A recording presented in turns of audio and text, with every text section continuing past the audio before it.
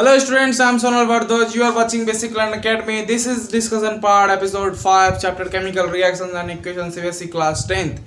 तो आज के इस एपिसोड में हम दो टॉपिक पढ़ने वाले हैं।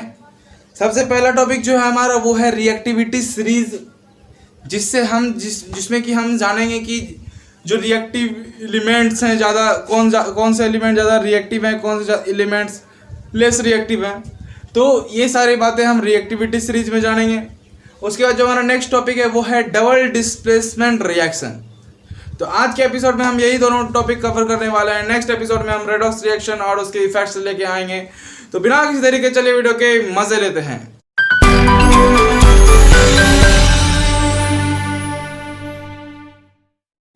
अब देखिए रिएक्टिविटी सीरीज। तो रिएक्टिविटी सीरीज को हम इलेक्ट्रोकेमिकल सीरीज भी कहते हैं। रिएक्टिविटी सीरीज ही इलेक्ट्रोकेमिकल सीरीज है। आप जब क्लास 11th में जाओगे तो वहाँ पे केमिस्ट्री में आपको इलेक्ट्रोकेमिकल सीरीज पढ़ने को मिलेंगे, वहाँ पे भी आप इलेक्ट्रोकेमिकल सीरीज पढ़ोगे। लेकिन जो रिएक्टिविटी सीरीज है, जो इलेक्ट्रोकेमिकल सीरीज है, वो मैं आपको अभी बता देता हूँ। आप याद कर लोगे। याद करने की ट्रिक बताऊँगा, चुटकियों में याद हो जाएंगी। कुछ बातें बताऊँगा, वो बात भी आप याद करोगे। तो देखो यहाँ पे, तो रिएक्टिविटी सीरीज जो है उसी को हम इलेक्ट्रोकेमिकल सीरीज भी कहते हैं। More reactive metals are at higher position of electrochemical series. अभी जो मैं रिएक्टिविटी सीरीज यहाँ पे लिखूंगा, तो रिएक्टिविटी सीरीज में जो सबसे ऊपर होंगी, जैसे जैसे ऊपर जाएंगी वैसे वैसे उसकी पोजीशन, जैसे जैसे पोजीशन ऊपर जाएगी वैसे वैसे रिएक्टिव मेटल्स मतलब रिएक्टिविटी जो होगी उनकी इंक्रीज करेगी। मतलब जितने ऊपर वो हैं ज़्यादा से ज़्यादा रिएक्टिव मेटल्स होंगे, और अगर उनकी पोजीशन लोअर है तो वो लेस रिएक्टिव मेटल्स होंगे। मतलब पोजीशन अगर लोअर जा रही है तो मेटल्स लेस रिएक्टिव होंगे, और जैसे जैसे वो पोजीशन ऊपर जाएगी मेटल्स की, वो मोर रिएक्टिव होंगे। तो अभी मैं बताऊंगा। अभी जब सीरीज लिखूंगा तो आपको सब चीज़ समझ में आ जाएगा। आप एक बार लास्ट समझ लो, एक बार फिर से। पोजीशन डिक्रीजेज, पोजीशन घटती है तो रिएक्टिविटी पावर डिक्रीजेज। पोजीशन जैसे जैसे घटेगी मेटल्स की रिएक्टिविटी पावर डिक्रीज होगी। यहाँ पे आप एक लाइन और लिख लियो, मैं नहीं लिखवाने वाला। आप एक लाइन लिखोगे कि position increases reactivity power increases, या फिर आप कह सकते हो position of metal in electrochemical series is directly proportional to the reactivity power of elements of metals. Is it clear students? ये बात समझ में आ गई। मैं आपको अभी इलेक्ट्रोकेमिकल सीरीज लिखाऊंगा, मतलब कि इलेक्ट्रोकेमिकल सीरीज की भी सारी यहाँ पे मैं लिखाने वाला हूँ। इलेक्ट्रोकेमिकल सीरीज जो रिएक्टिविटी सीरीज है, आप उसे याद करोगे। याद करने का तरीका सिखाऊंगा। तो सबसे पहले आप जो प्यारा सा काम करते हैं, और पहले से ही बचपन से ही वो काम आप करो। चपो जल्दी से, pause the video 20 down students. तो ये रहा आपका इलेक्ट्रोकेमिकल सीरीज, जिसे हम रिएक्टिविटी सीरीज भी कहते हैं। तो याद करने का तरीका मैं बताऊंगा, उससे पहले आप कुछ बातें जान लो। यहाँ से जैसे जैसे नीचे आएंगे, जगह तो कम थी तो मैंने यहाँ से, तो Mn मैग्नीज के बाद Zn जिंक होगी, तो नीचे नहीं जाने के बदले मैंने यहाँ लिख दिया। ठीक, तो ऐसे ये नीचे आएंगी, फिर ये नीचे आएंगी, फिर ये नीचे आएंगी, इस तरीके से ये आती जाएंगी। Is it clear students? समझ में आ गया? अब जैसे जैसे नीचे आ रही है उसकी रिएक्टिविटी पावर कम हो रही है। तो यहां पे हम देखिए, लिथियम मोर रिएक्टिव एलिमेंट या फिर पोटेशियम मोर रिएक्टिव एलिमेंट। तो हम यहां पे कह सकते हैं lithium is more reactive element, या फिर मोर रिएक्टिव मेटल कह सकते हैं। Lithium is more reactive metal than potassium. Potassium is more reactive element than barium. Barium is more reactive element than strontium. Strontium is more reactive element than calcium. Calcium is more reactive metal कहो, element कहो, तो calcium is more reactive than sodium. Sodium is more reactive than magnesium. Magnesium is more reactive than aluminum. Aluminum is more reactive than manganese. Manganese is more reactive than zinc. तो इस तरीके से चलती जाएंगी। तो इसको याद करने का मैं आपको तरीका बता देता हूँ। याद कर लो तरीका। तो देखिए, ली के बाप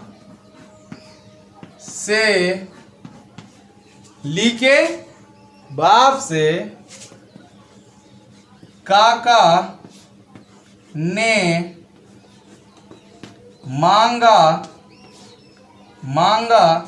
ली के बाप से काका ने मांगा अलमारी, क्या क्या मांगा देखना, अलमारी, मनी,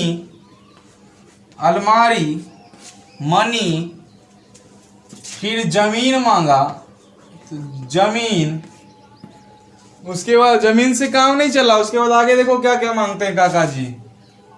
उन्होंने कार भी मांगा, उन्होंने फ्रिज भी मांगा, फ्रिज इसी से ऐसे ही लिखा था ना, उन्होंने फ्रिज मांगा, फिर सीडी प्लेयर मांगा, उसके बाद उन्होंने कूलर भी मांगा, फिर अगर कूलर मांग लिया, इतना चीज अगर दे दिया तब तो ठीक है। अगर उन्होंने ली के पिता ने, ली के बाप ने यदि ये सारे चीज नहीं दिए, नहीं तो अगर नहीं दिया तो देखिए क्या होगा, नहीं तो शादी पोस्टपोन्ड है। क्या है? पोस्टपोन्ड है। नहीं तो शादी पोस्टपोन्ड है, मतलब शादी नहीं होगी, ली की शादी नहीं होने वाली। अब केमिस्ट्री में भी दहेज लेने लग गया, बताओ क्या हो रही है ये सब। तो ध्यान से समझिए इन सारी बातों को। ली पे मत जाइए आप याद करने का ट्रिक देखिए। ली के बाप से काका ने मांगा अलमारी, मनी, जमीन, car, fridge, CD player, cooler, नहीं तो शादी पोस्टपोन्ड है। ये समझ में आ गया जी।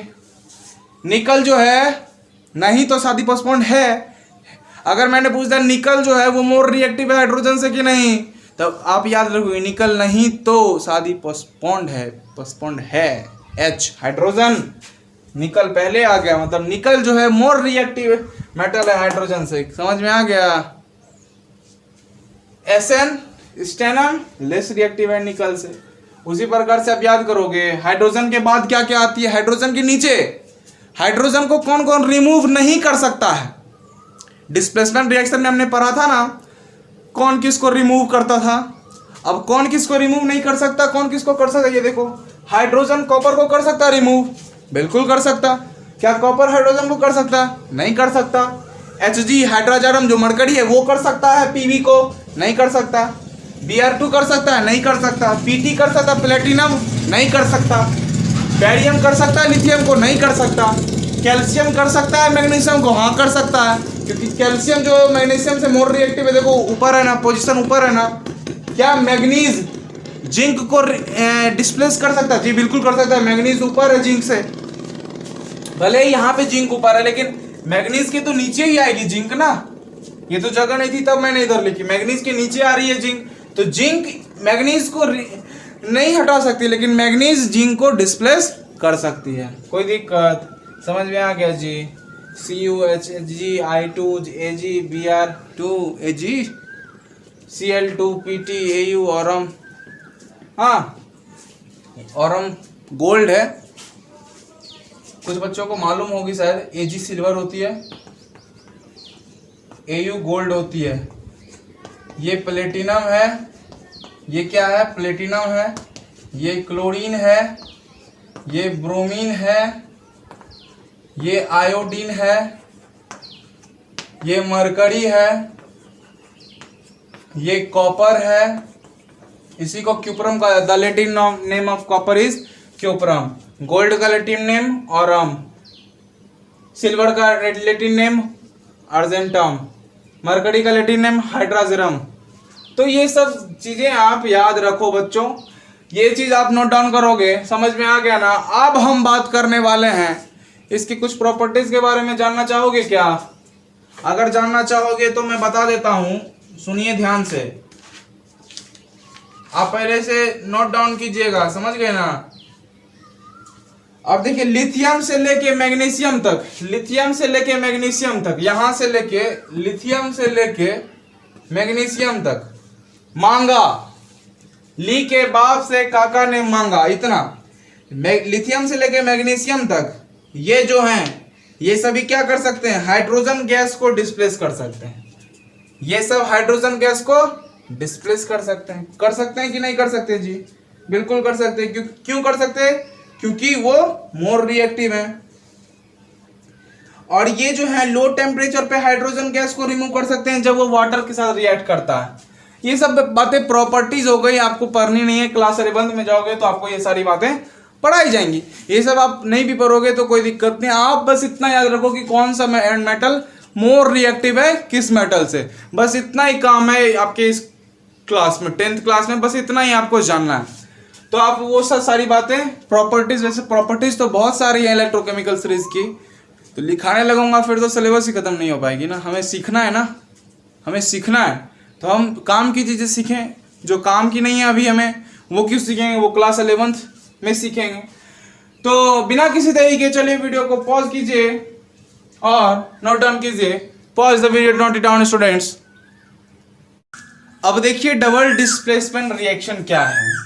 तो those reactions in which two compounds react by an exchange of ions to form two new compounds are called double displacement reaction। बस यहाँ पे आयंस की एक्सचेंजिंग हो जाएंगे, आयंस जो होंगे एक दूसरे से एक्सचेंज हो जाएंगे। जो मैंने इलेक्ट्रोकेमिकल सीरीज लिखवाया था उसकी मदद से हम लोग डिस्प्लेसमेंट रिएक्शन निकालते। तो डिस्प्लेसमेंट रिएक्शन वाली वीडियो जो मैंने आप बनाई है वो आपने अगर समझ गया कि कौन किसको रिएक्ट करता है। ये कुछ ऐसे भी क्वेश्चन दिए जाते हैं जो रिएक्शन, जिनकी रिएक्शन नहीं होती, बच्चे फिर भी उसको रिएक्ट करवा के लिख देते हैं कि हाँ ये फॉर्म हो गया। नहीं, तो वो चीज़ चेक करने के लिए हम रिएक्टिविटी सीरीज जानते हैं, इसीलिए मैंने आज रिएक्टिविटी सीरीज पहले आपको बता दी। यहाँ पर जो डबल डिस्प्लेसमेंट रिएक्शन मैंने आपको बताई, इस डबल डिस्प्लेसमेंट रिएक्शन में बस एक ही काम होता है, दो कंपाउंड्स होते हैं, उन दोनों कंपाउंड्स की जो आयंस होती हैं वो एक्सचेंज हो जाती हैं। अब एग्जांपल के लिए देखिए, when silver nitrate solution is added sodium chloride solution, then a white precipitate of silver chloride is formed along with sodium nitrate solution. अब देखिए AgNO3 जो कि एक सॉल्यूशन थी, जब उसमें सोडियम क्लोराइड मिलाया गया, ये भी एक सॉल्यूशन है सोडियम क्लोराइड की, तो यहाँ पे ये दोनों टूटे, Ag प्लस NO3 माइनस में, ये भी टूटा Na प्लस Cl माइनस में। अब Ag जो है वो Cl माइनस अब अपने आयन को चेंज कर रहा है, ये NO3 को हटा दिया अपने से और Cl माइनस जो था उसको अपने में ले लिया। सोडियम ने Cl माइनस को हटा दिया, एक्सचेंज करता है ना आयन, इसने इस आयन को ले लिया, Na प्लस हो गया और ये NO3 माइनस हो गया, तो Na plus NO3 minus NaNO3 बन गया। यहाँ पे Ag प्लस और Cl माइनस तो AgCl बन गया। तो यही जो AgCl ये सॉलिड बना, ये एक प्रिसिपिटेट फॉर्म्ड हुआ, वो भी व्हाइट प्रिसिपिटेट बना। ये AgCl सिल्वर क्लोराइड की व्हाइट प्रिसिपिटेट बन गई और सोडियम नाइट्रेट यहाँ पे एक अलग अलग कंपाउंड बन गए। तो आपने देखा दो कंपाउंड्स थे रिएक्टेंट्स में, प्रोडक्ट्स में भी दो ही कंपाउंड्स बने, लेकिन यहाँ पे क्या हुआ कि आयंस जो है एक दूसरे में एक्सचेंज हो गई। तो बस यहाँ पे आयंस की एक्सचेंजिंग होती है और कुछ नहीं होती। तो यही है हमारा double displacement reaction. Is it clear student? समझ में आ गया आपको डबल डिस्प्लेसमेंट क्या है? फिर से आप समझ लो एक बार। ऐसे रिएक्शंस जिसमें दो कंपाउंड रिएक्ट करते हैं तो किस तरीके से रिएक्ट करते हैं? एक्सचेंज करते हैं अपने आयंस को, exchange by an exchange of ions to form two new compound. Exchange करते हैं अपने आयंस को एक दूसरे से और दो न्यू कंपाउंड्स का फॉर्मेशन करते हैं, उसी को हम डबल डिस्प्लेसमेंट रिएक्शन कहते हैं। अच्छा आप ही बताओ, इसने इसके साथ बहुत सारा टाइम बिताया, ये सिल्वर ने नाइट्रेट के साथ बहुत सारा टाइम बिताया, सोडियम ने क्लोरीन के साथ क्लोरीन जो था, क्लोराइड आयन जो थी उसके साथ बहुत सारा वक्त बिताया। अब सोडियम ने चाहा कि कुछ समय नाइट्रेट के साथ ही बिताया जाए, तो सोडियम ने नाइट्रेट के साथ बॉन्डिंग कर ली, इसने अपने आयन को चेंज कर लिया। सिल्वर भी बेचारा परेशान था, वो भी बेचारा नाइट्रेट से परेशान हो गया था, तो सिल्वर ने क्या किया, क्लोरीन आयन के साथ रिएक्ट कर ली, क्लोरीन आयन को अपने में बॉन्डिंग कर ली, तो उसने बना के सॉलिड का निर्माण कर लिया। तो सब अब खुश है, पहले भी खुश ही थे, कुछ समय बिताया, उसके बाद फिर तो रिएक्शन के बाद ये सारी बातें हो गई। तो आप समझ सकते हो ये सारी बातें। अब हम बहुत सारे एग्जांपल्स करवाएंगे, तो बिना किसी तरीके आप जो हमारा हमेशा से काम करते आ रहे हो, वीडियो को पॉज कर रहे हो तो pause the video to note it down students. अब नेक्स्ट एग्जांपल देखिए, when barium chloride solution is added to sodium sulphate solution. जब बेरियम क्लोराइड सॉल्यूशन को हम सोडियम सल्फेट सॉल्यूशन के साथ मिलाते हैं तब एक व्हाइट प्रिसिपिटेट फॉर्म होता है। किसका? बेरियम सल्फेट का व्हाइट प्रिसिपिटेट फॉर्म होता है। किसका? बेरियम सल्फेट का व्हाइट प्रिसिपिटेट फॉर्म होता है। ये सब जितने भी बातें हैं ना, क्या केमिस्ट्री बहुत बच्चे को बोरिंग फील होता है, मैं बता रहा हूँ, बोरिंग, बिल्कुल ही बोरिंग फील होता है। इतने सारे रिएक्शंस, इतने सारे क्वेश्चन, वाओ दिमाग खराब। अरे दिमाग की कोई जरूरत ही नहीं है, बस याद करो। आप देखो, बस सारे के सारे एक ही तरह के हैं। Barium chloride solution, barium chloride की फॉर्मूला क्या होगी? BaCl। क्लोरीन की वैलेंसी 1, बेरियम की वैलेंसी 1, BaCl बन गई। तो बेरियम क्लोराइड की सॉल्यूशन बस याद करना है। बेरियम क्लोराइड की सॉल्यूशन जब सोडियम सल्फेट के सॉल्यूशन के साथ, सोडियम सल्फेट क्या? सोडियम Na, सल्फेट क्या? SO4। सोडियम की वैलेंसी कितनी? 1, सल्फेट की वैलेंसी कितनी? 2। तो 2 की वैलेंसी सोडियम में लग जाएगी, सोडियम की वैलेंसी सल्फेट में ले जाएगी, तो Na2SO4 सोडियम सल्फेट। ये दोनों जब रिएक्ट करेंगे तो ये दोनों आयंस चेंज कर लेंगे बेरियम सल्फेट के साथ, तो बेरियम सल्फेट बना लेगा जो कि एक सॉलिड है, सॉलिड प्रिसिपिटेट है। और ये प्रिसिपिटेट कैसा? व्हाइट प्रिसिपिटेट फॉर्म होता है।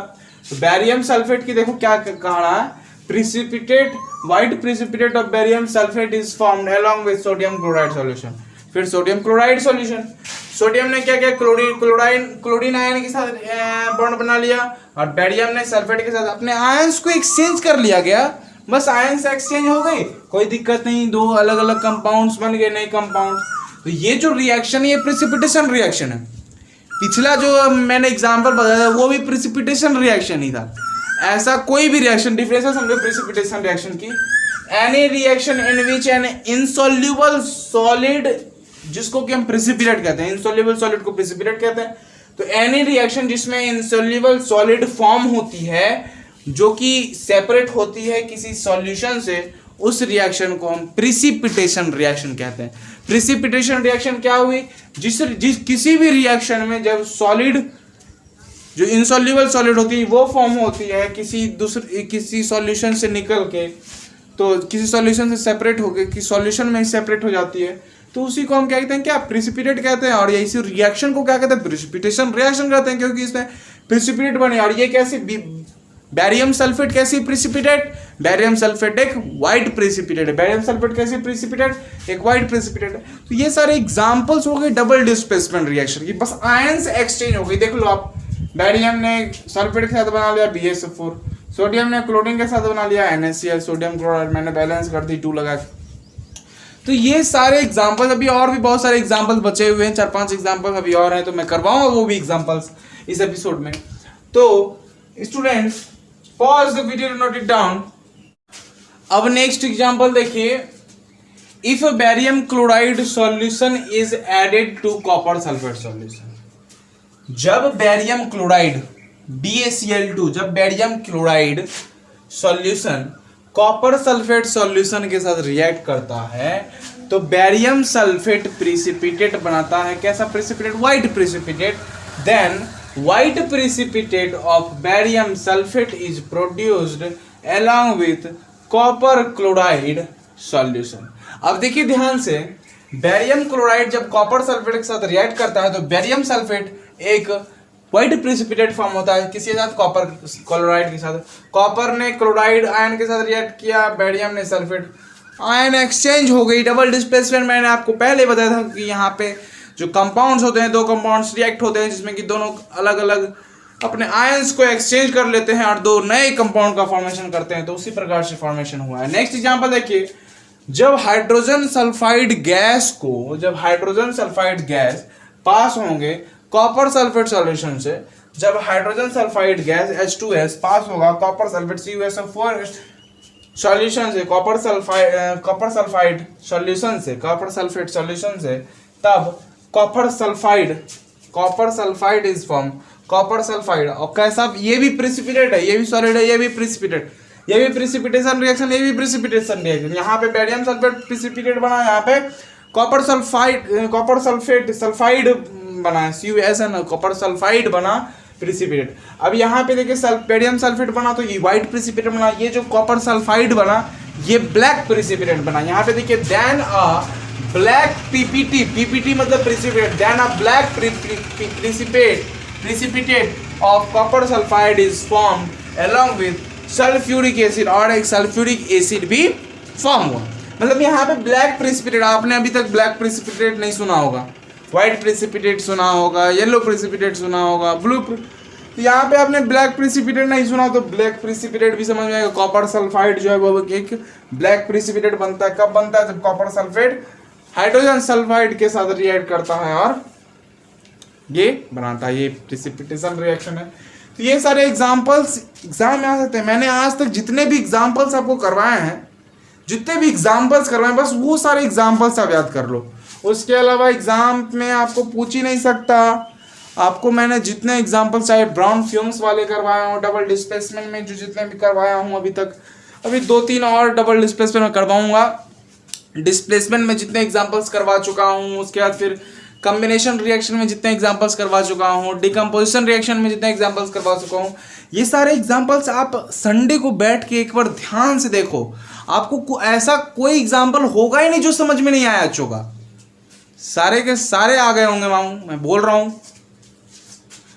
आप इसे नोट डाउन कीजिए और इसे आप समझने की कोशिश कीजिए, बस कुछ नहीं, बस आपको याद करना है। केमिस्ट्री जो होती है फर्स्ट चैप्टर इसीलिए बोरिंग होती है, हल्की फल्की बोरिंग इसलिए कही जाती है। याद केमिस्ट्री में आपको याद करना बहुत मिलता है, तो आपको याद करना पड़ेगा, समझना पड़ेगा। ये डबल डिस्प्लेसमेंट रिएक्शन है, आपको बस ये देखना है कि कौन किसके साथ रिएक्ट करके क्या बनाता है और वो कैसा प्रिसिपिटेट। अगर प्रिसिपिटेट बना तो किस कलर का precipitate? Black precipitate, white precipitate, barium sulphate white precipitate, copper sulphide black precipitate, तो कलर भी याद करनी पड़ेगी ना। तो ये वाला क्वेश्चन समझ में आ गया बच्चों?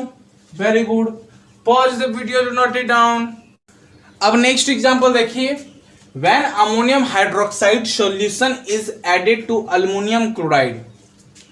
जब ammonium hydroxide solution aluminium chloride solution के साथ ऐड होगा तब एल्यूमिनियम हाइड्रोक्साइड बनेगा और अमोनियम क्लोराइड बनेगा।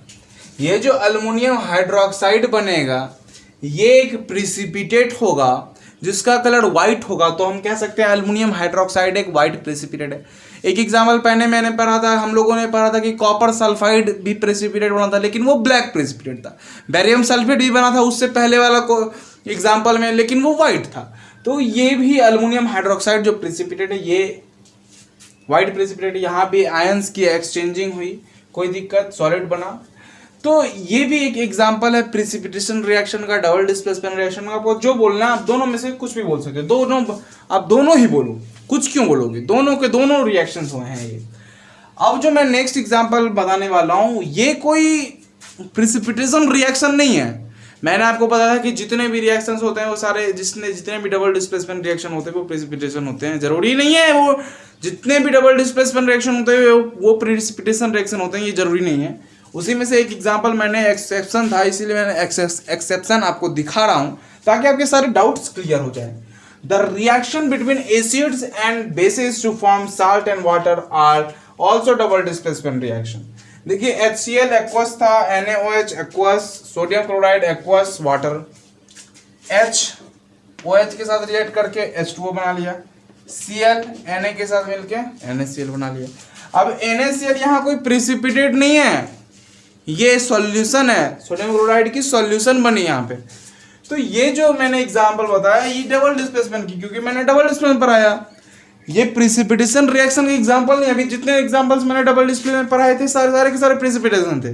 लेकिन ये जो है एसिड जब बेस के साथ रिएक्ट करता है तो साल्ट एंड वाटर बनाता है, ये कोई प्रिसिपिटेशन रिएक्शन नहीं है। अब नेक्स्ट एग्जांपल देखिए, नेक्स्ट एग्जांपल तो मैंने आपको फॉर्मेशन ऑफ प्रिसिपिटेट में पढ़ाया था, जो कैरेक्टरिस्टिक्स थे 5 कैरेक्टरिस्टिक्स ऑफ केमिकल रिएक्शन। उसमें थे एक कैरेक्टरिस्टिक ये भी था, इवोल्यूशन ऑफ गैस था, फॉर्मेशन ऑफ प्रेसिपिटेशन था ना। तो फॉर्मेशन ऑफ प्रेसिपिटेशन का ही ये मैंने एग्जांपल लिया जो मैंने आपको उस टॉपिक में बताया था, फॉर्मेशन ऑफ प्रेसिपिटेशन में जो मैंने बताया था।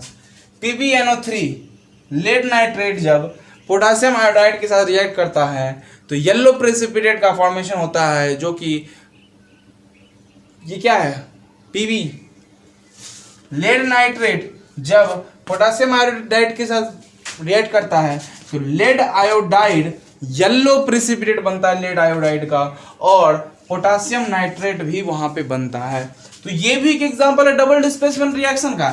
लेकिन ये जो है ये वही फिर से प्रेसिपिटेशन रिएक्शन, सिर्फ ये वाले जो एग्जांपल्स मैंने एग्जांपल 6 बताया वो प्रेसिपिटेशन रिएक्शन नहीं था, बाकी मैंने जितने भी एग्जांपल्स बताए डबल डिस्प्लेसमेंट रिएक्शन में सारे के सारे प्रेसिपिटेशन रिएक्शन थे। और प्रेसिपिटेशन रिएक्शन में जो सॉलिड होते हैं उसको प्रेसिपिटेट कहा जाता है क्योंकि वो सॉल्यूशन से सेपरेट आउट होते हैं। these precipitates are separate out from solution। Lead iodide जो है ये भी एक येलो प्रेसिपिटेट है। अब देखिए barium sulphate white precipitate, aluminium hydroxide white precipitate, copper sulphide black precipitate, lead iodide yellow precipitate. तो बहुत सारे प्रेसिपिटेट, तो आपको मैंने इस सारे के सबके कलर भी बता दी कौन कैसा प्रेसिपिटेट है। तो आज के लिए बस इतना ही। अब इस एपिसोड में यहीं पे अलविदा लेते हैं। मिलेंगे हम अगले एपिसोड में जिसमें हम रेडॉक्स रिएक्शन पढ़ेंगे। रेडॉक्स रिएक्शन में रिडक्शन रिएक्शन क्या होती है, ऑक्सीडेशन रिडक्शन क्या होती है, रिड्यूसिंग एजेंट क्या होता है, ऑक्सीडाइजिंग एजेंट क्या होता है, और फिर ऑक्सीडाइज जो होती है उसके कुछ इफेक्ट्स के बारे में पढ़ेंगे, डेली लाइफ में जो इफेक्ट होते हैं ऑक्सीडाइज की। तो इन सब बातों पे हम नेक्स्ट एपिसोड में चर्चा करने वाले हैं। तो आज के लिए बस इतना ही, मिलते हैं अगले एपिसोड में। जय हिंद।